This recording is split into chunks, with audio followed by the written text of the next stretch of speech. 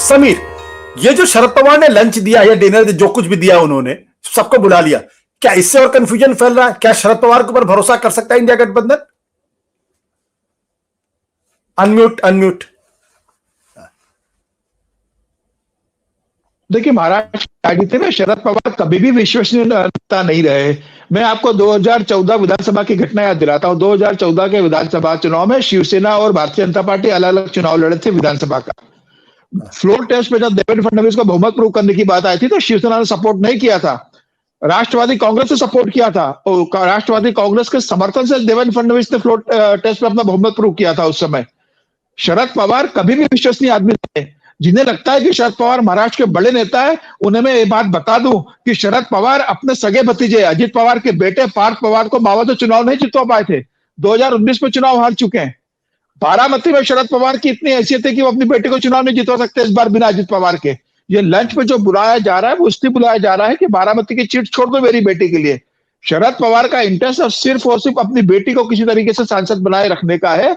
शरद पवार की हैसियत 2 सांसद भी जिताने की नहीं है आज की तारीख के अंदर, और यही कारण रहा कि राष्ट्रवादी कांग्रेस पूरी जानती है। इसलिए उनके जो करीबी प्रफुल्ल पटेल थे वो चले गए। सबसे करीबी शरद पवार के कौन थे? प्रफुल्ल पटेल थे। प्रफुल्ल पटेल अजित पवार के साथ चले गए। वो जानते मेरा राजनीतिक जीवन क्या होने वाला है। छगन भुजबल चले गए। आज कौन सा नेता है जो शरद पवार के साथ बैठा हुआ है? सिर्फ जितेन पवार टिका हुआ है। जितेन पवार क्यों टिका हुआ है सबको मालूम है, क्यों किस तरह की राजनीति करते हैं जितेन पवार महाराष्ट्र के अंदर। तो मुझे लग रहा है भारतीय जनता पार्टी ने एकनाथ शिंदे की हैसियत नहीं मुख्यमंत्री बना दिया। जो व्यक्ति 40 विधायक लेके आया उसे मुख्यमंत्री दे दिया भारतीय जनता पार्टी ने। अजित पवार 35 एमएलए लेके आए, उसे उप मुख्यमंत्री और वित्त मंत्रालय दे दिया, उसे पुणे का प्रभारी बना दिया है। तो भारतीय जनता पार्टी ने इतना दे दिया है कि ना एकनाथ शिंदे की हैसियत है ना अजित पवार की हैसियत है कि वो भारतीय जनता पार्टी सीटों की बार्गेनिंग कर सके। आज की तारीख में भारतीय जनता पार्टी अगर अजित पवार से कहेगी कि आपको 2 सीटें देते तो वो 2 सीटें लेके बैठ जाएगा। बस समीर, आज की तारीख में अगर ये देखें तो भारतीय जनता पार्टी, शिंदे और अजित पवार, दूसरी तरफ कांग्रेस, उद्धव ठाकरे और शरद पवार, ये जो 2 अलग अलग सेनाएं एक दूसरे के आमने सामने खड़ी हैं, उसमें किसको आप 20 मान रहे हैं?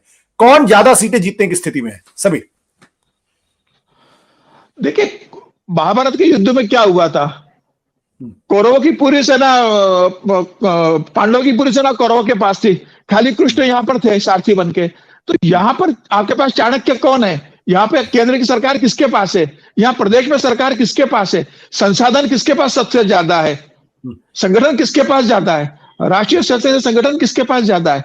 आज उद्धव ठाकरे की क्या स्थिति कि उद्धव ठाकरे आज अगर 20 सीटें ले रहा है तो 20 सीटें पे उद्धव ठाकरे के पास उम्मीदवार नहीं उतारने के लिए, शरद पवार के पास उम्मीदवार नहीं उतारने के लिए, कांग्रेस के पास उम्मीदवार नहीं जमीन के स्तर पर उतारने के लिए, आपके पास चुनाव लड़ने के लिए पैसा लगाने के लिए पास पैसा नहीं है आपके पास। आप कैसे भारतीय जनता पार्टी से लड़ोगे? समीर, कहीं आप कुछ गड़बड़ तो नहीं कर रहे हैं? क्योंकि आपने कहा कि पांडवों के पास कुछ नहीं था, कौरवों के पास सब कुछ था। आपके उल्टा तो नहीं कह गए? नहीं, मैं बराबर बोल रहा हूं आपको। आप समझिए उस बात को जो मैं कहना चाह रहा हूं उसके माध्यम से। मेरा ये कहना है कि आज के उद्धव ठाकरे भले ही अलग हो गए, पार्टी टूट गई है, आज संगठन पूरा टूट चुका है। एकनाथ शिंदे पूरा आपकी पार्टी लेकर संगठन लेके चला गया जमीनी स्तर पर, और जिस तरीके से भारतीय जनता पार्टी जमीनी स्तर पर मजबूत है, मुझे नहीं लगता कि ये कोई तरह की, जब इकट्ठे होने के बाद आप देखिए जब शरद पवार सिर्फ 4 सांसद जीत पा रहे थे और विधानसभा चुनाव के अंदर 40 से 42 विधायक आप जीत के ला रहे हो, भारतीय जनता पार्टी के 105 आ रहे, शिवसेना और भारतीय जनता पार्टी मिलकर 41 से ज्यादा सांसद जीत रहे हैं। ऐसी स्थिति में आप भारतीय जनता पार्टी को क्या चुनौती दोगे? आज किसी भी स्थिति में देने की स्थिति में नहीं है। आपने जमीनी स्तर पर क्या नैरेटिव बनाया? आपने जमीनी स्तर पर क्या नैरेटिव बनाया केंद्र सरकार के खिलाफ? कुछ नहीं बनाया जमीनी स्तर पर। तो मुझे ऐसा लग रहा है कि जमीनी स्तर पर आज ये ठीक है कि आप कह सकते हो कि शरद पवार के साथ सेंटीमेंट है, उद्धव ठाकरे के साथ सेंटीमेंट है, वोट ट्रांसफर हो जाएंगे। उद्धव ठाकरे के जो वोटर है वो शरद पवार के लिए वोटिंग कर देंगे, उद्धव ठाकरे के जो वोटर है वो कांग्रेस के लिए वोटिंग करेंगे। तो ये तो तब मालूम पड़ेगा ना जब चुनाव परिणाम आएंगे कि वोटिंग हुआ कि नहीं हुआ है। अभी तो कोई चुनाव हुआ नहीं है।